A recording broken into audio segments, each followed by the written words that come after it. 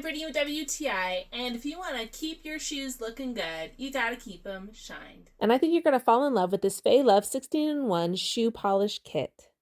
It's got everything you could possibly think of to want or need: all the brushes, the rags, the color varieties, oils, and cleaning sponges.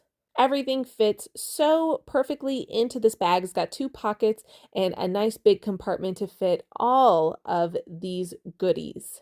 Now, we love our dress shoes, but because we live in a rural area, they take a beating. So it's nice to be able to brush off all the dust, use some of that sandalwood to condition and to clean. It also has the mink oil, which is a great thing to put on if you're wanting to shine it up, but definitely make sure you put this on before you put the color on.